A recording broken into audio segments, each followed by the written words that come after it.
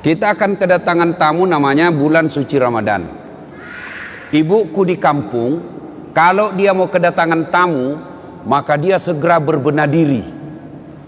Rumah dipel, spraynya diganti, gorden diganti, bahkan menu makanan pun lain dari biasa. Bahkan dia bilang, potong kuah ayam, ada tamu mau datang. Coba, Masya Allah. Memang begitu mestinya kita dalam menyambut tamu, memuliakan tamu kita. Nah, insya Allah dalam hitungan beberapa hari lagi kita akan kedatangan tamu, yaitu bulan suci Ramadan. Bulan suci Ramadan ini banyak sekali namanya. 1. Bulan puasa. 2. Bulan penuh ampunan. 3. Bulan penuh rahmat. 4. Bulan dilipat gandakan segala kebaikan. 5. Bulan ada di dalamnya bulan yang lebih mulia, satu malam lebih mulia daripada 1000 bulan. Banyak macam, subhanallah, banyak sekali nama-nama bulan suci Ramadan ini. Nah, untuk menyambut bulan suci Ramadan ini, apa yang mesti kita lakukan dan apa yang kita lakukan di bulan suci Ramadan? Apa yang perlu kita lakukan, persiapkan? Zaman saya dulu masih sekolah, itu kalau di Makassar kalau mau bulan Ramadan ada yang disebut minggu terakhir. Minggu terakhir itu dia senang-senang. Dia pergi ke pantai, tenggelam, terakhir betul. Ya, ada yang ngambil band, ya, elektron, nyanyi-nyanyi, bakar jagung, macam-macam. Tapi alhamdulillah lambat laun mulai hilang itu. Maka anak-anak milenial sekarang dia gantilah dengan istilah tarhib Ramadan, menyambut bulan suci Ramadan. Cuma saya kalau ceramah ini terganggu konsentrasiku kalau banyak anak-anak lari-lari. Lari-lari sana. Itu bedanya orang Kristen. Itu orang Nasrani kalau dibawa anaknya ke gereja, dikasih duduk itu di sampingnya. Duduk kau nak, dengar itu pastor pendeta ceramah, khotbah. Kalau kita duduk, ada bilang mamanya, "Pima kau main nak?"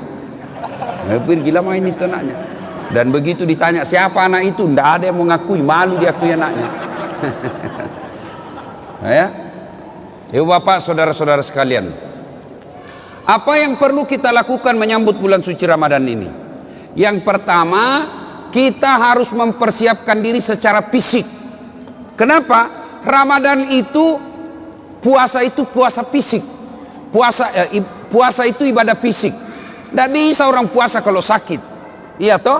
Maka harus persiapkan fisiknya. Latihan dulu. Orang kalau main bola kan latihan dulu bos.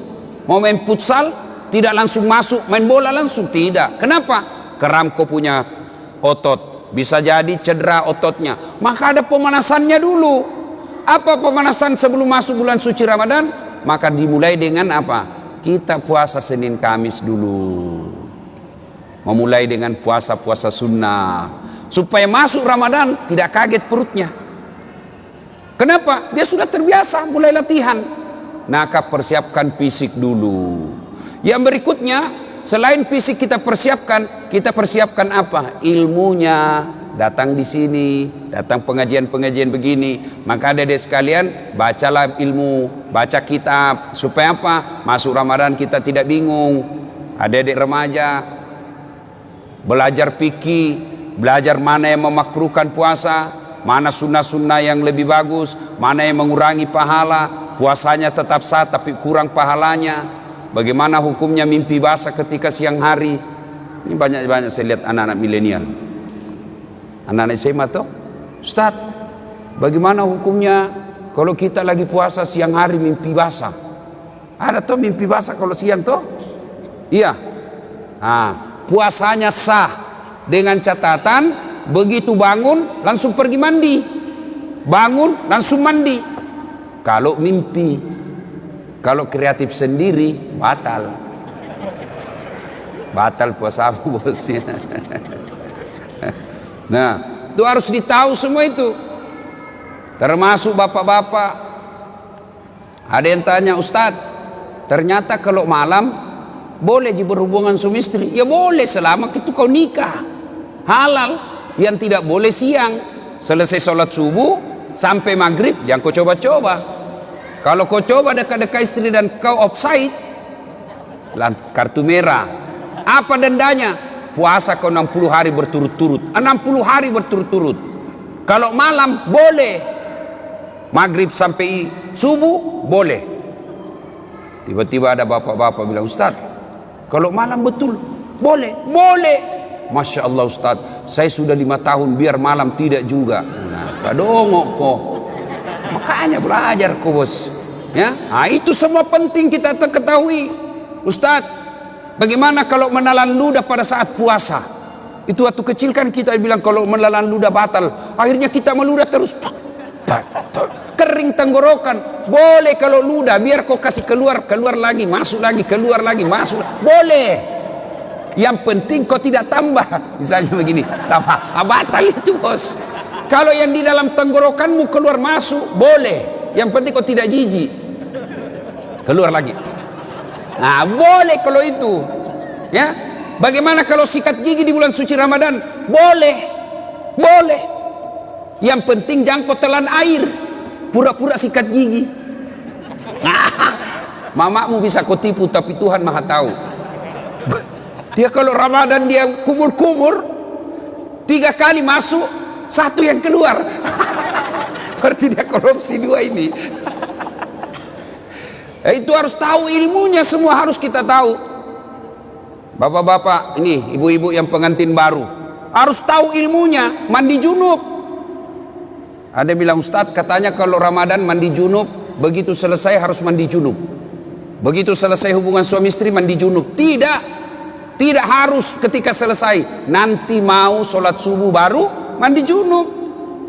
Bukan puasa yang mewajibkan kita mandi junub, tapi sholat subuh yang mewajibkan bapak mandi junub. Ada orang dia bilang begitu selesai mandi sebelah, capek kok itu bos. Kok pengantin baru sudah buka begitu mandi kok masih baik itu. Kalau jam 8 pulang taraweh begitu lagi mandi kok lagi. 2 kali mau mandi. Sekalinya mau tidur jam 11 begitu mandi lagi. Bangun jam 2 begitu mandi lagi. Sekalinya mau makan sahur begitu mandi lagi. 5 kali mandi satu malam. Mesek kok bos. Jadi kapan mandinya? Episode terakhir. Nah, ada juga kalau misalnya cuman jangan kau ketawa anak muda, ini urusan orang tua. Nah, ada juga yang misalnya malam, misalnya jam 11 mau tidur. Ya. Kapan mandinya? Apakah sebelum makan sahur?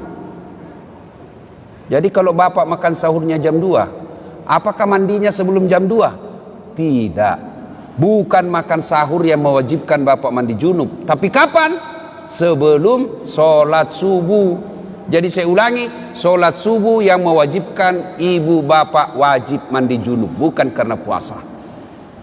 Itu harus ditahu semua. Maka sebelum masuk puasa belajar. Ya. Nah, persiapan secara fisik, kemudian persiapan ilmu, mendatangi majelis-majelis, mendatangi kajian-kajian. Tidak ada kajian maka silakan googling, cari kok di YouTube, ceramah-ceramah, cari.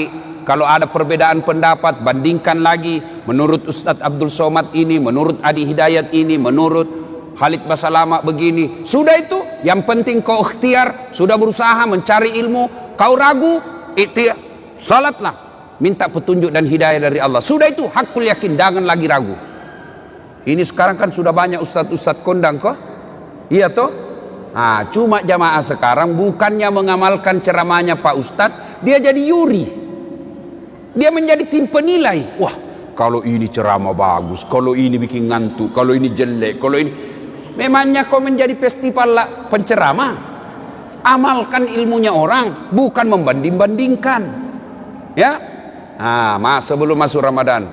Berikutnya lagi, sebelum masuk Ramadan, apa yang perlu kita lakukan?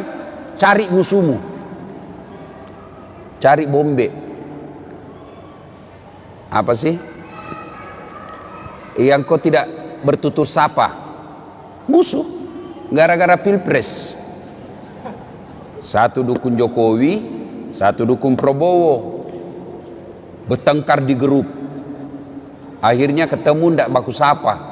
Assalamualaikum, dia tahu kalau saya tunda dulu salamku deh, karena nanti saya baku hadapan, nanti selesai baru assalamualaikum. Padahal duduk samping. Selama masih musuhan, minta maaf. Kalau bapak masih musuhan masuk Ramadan, sah puasanya, tapi sayang amal-amal Ramadannya tidak dicatat. Nanti dicatat di buku amalnya setelah dia baikan sama musuhnya, termasuk yang suami istri. Itu di Sulawesi ada orang bertengkar sama istrinya gara-gara beda capres. Ya, ibu, bapak-bapak yang pernah sakiti istri minta maaf. Minta maaf sebelum masuk Ramadan. Bagaimana cara minta maafnya? Jabat tangannya, senyum, pandang matanya, jangan jabat tangan. Oh, senyum kok bos. Ada orang jabat tangan menakutkan matanya. Oh ya, kok tidak ikhlas itu, senyum. Sudah itu apa? Salawat kepada Nabi. Allahumma sholli ala sayyidina Muhammad wa ala ali sayyidina Muhammad. Berikutnya sebut judulnya dosa. Bu, maafkan saya bu. Kata istrinya, kenapa pak? Apa judulnya? Nggak enak saya ngomong sama kau ibu. Ah, sebut, kata Ustaz Dasar, harus sebut. Nggak enak. Betul kok nggak apa-apa? Nggak apa-apa pak. Apa? Mohon maaf ibu, saya pernah selingkuh. Dia bilang istrinya, nggak apa-apa bang, saya maafkan. Memang begitulah makhluk biasa, namanya manusia. Kadang kala kita hilap, saya maafkan bang, karena 2 bulan yang lalu saya juga selingkuh. Ya, nah selain itu bapak ibu sekalian, maka selain ya, pertama persiapkan ilmu, persiapkan fisik, bersilaturahim. Itu yang kita lakukan. Sebarkan, lalu bikin tulis di bawahnya. Jangan lupa like and share.